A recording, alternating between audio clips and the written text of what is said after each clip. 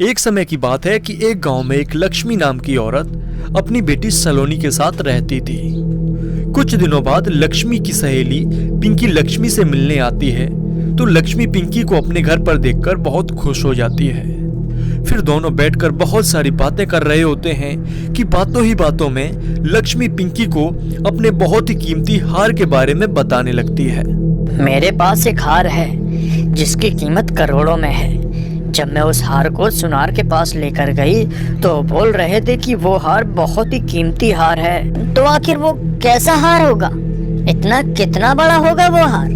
अरे वो बहुत बड़ा तो हार नहीं है, पर उसमें हीरे जड़े हुए हैं और बहुत पुराना हार है वो।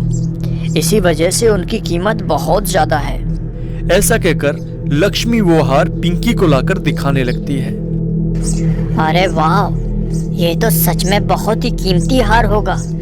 मुझे तो पहले यकीन ही नहीं हो रहा था, पर अब तो सच में लगता है ये बहुत ही कीमती हार होगा। पिंकी लक्ष्मी से मिलने के बाद अपने घर चली जाती है और रात में सोते वक्त उस हार के बारे में सोचने लगती है। वाह, वो कितना प्यारा हार था ना। अगर वो हार मुझे मिल जाए तो मेरी जिंदगी बड़ी सुकून से कट जाएगी। करोड़ों का हार मैंने अपने जीवन में पहली बार देखा है। वो हार तो मेरे पास होना चाहिए था, पर कैसे? मुझे कुछ तो करना होगा। पिंकी ऐसा सोचते सोचते सो जाती है और इधर लक्ष्मी भी अपनी बेटी सलोनी के साथ सो जाती है। फिर जैसे ही सुबह होती है कि पिंकी पूरे दिन बस यही सोचती रहती है कि कैसे वो हार उनके पास पहुंचे। जिसके बाद पिंकी उस हार को रात में चुराने का फैसला करती है। हाँ, एक काम करती हूँ। आज आधी रात को जब दोनों माँ बेटी सो जाएंगी तभी जाकर उनका हार चुरा लाऊंगी। ऐसा सोचकर पिंकी आधी रात को जाकर लक्ष्मी के घर में घुस जाती है और इधर दोनों माँ बेटी बड़े आराम से सो रही होती है। अरे देखो कैसे दोनों माँ बेटी सो रही हैं। बल्कि इन्हें ये पता होना चाहिए कि ये इनका कीमती हार बहुत ही जल्दी मेरा होने वाला है। ऐसा सोचने के बाद पिंकी जैसे ही अलमारी की तरफ बढ़ती है कि तभी लक्ष्मी की आंख खुल जाती है।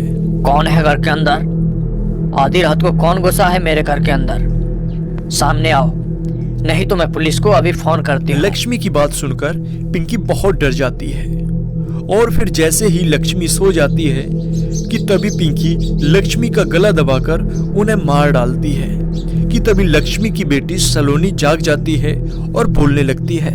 मौसी जी, तुमने मेरी माँ को क्यों मार डाला? अब मैं तुम्हारी शिकायत पुलिस में करूंगी। तुम्हें तो मेरी माँ अपनी बहन की तरह मानती थी, पर तुमने मेरी माँ के साथ धोखा किया है। अरे प्यारी सलोनी बेटी, पहले तू जिंदा तो रह ले पुलिस में शिकायत करने के लिए। पिंकी ऐसा कहने के बाद सलोनी को भी जान से मार डालती है और फिर पिंकी हार चुरा कर ले जाती है। आखिर बड़े दिनों से मैं इस हार को पाना चाहती थी। आखिर ये हार मेरे पास आ ही गया। अब मैं इसे बेचकर जिंदगी भर सुकून से जीऊंगी। जिसके बाद पिंकी बहुत खुश होकर सो जाती है कि तभी वहाँ सलोनी एक चुड़ैल के रूप में आ जाती है। पिंकी, तुमने मुझे और मेरी माँ को इस हार की वजह से मार डाला है, लेकिन तू ये भूल गई कि ये हार तुम्हें कभी भी नसीब नहीं होगा। ऐसा बोलकर चुड़ैल पिंकी के पास पहुंच जाती है और पिंकी को मारने की कोशिश करती है कि तभी पिंकी जागकर चिल्लाने लगती है। कौन है जो मेरे आसपास घूम रहा है और मुझे क्यों मारना चाह रहा है?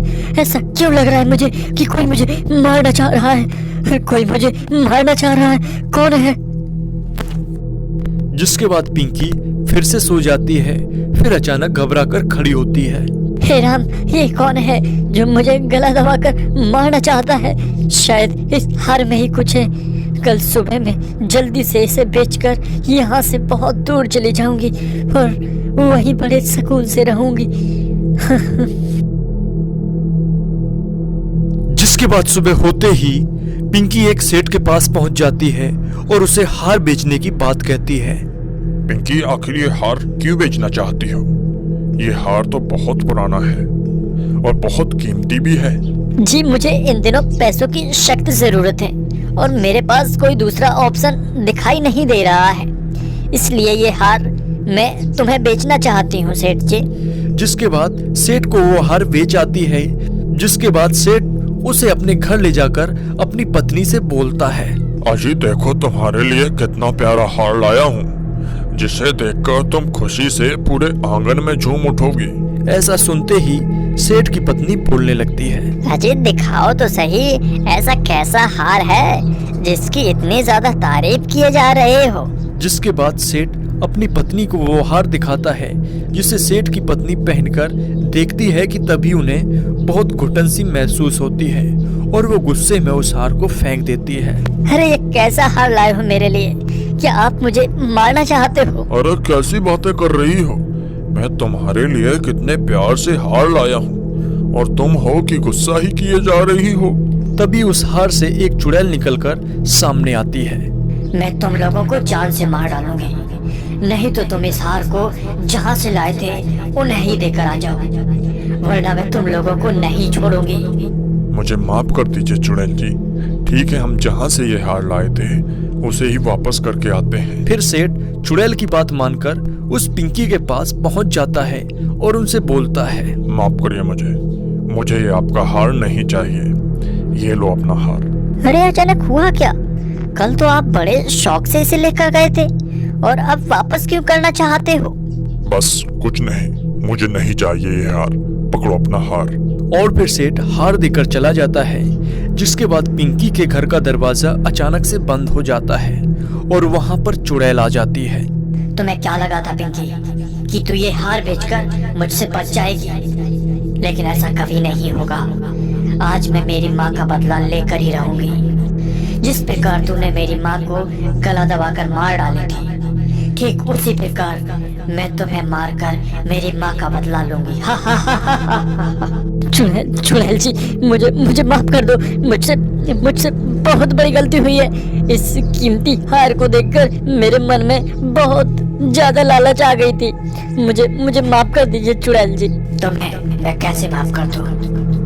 तुम्हें मेरी माँ अपनी सगी बहन से भी ज्यादा मानती थी, तुम पर इतना विश्वास करती थी, पर तुमने एक बार भी मेरे माँ के बारे में नहीं सोचा, इसलिए मैं तुम्हें जिंदा नहीं छोड़ूंगी।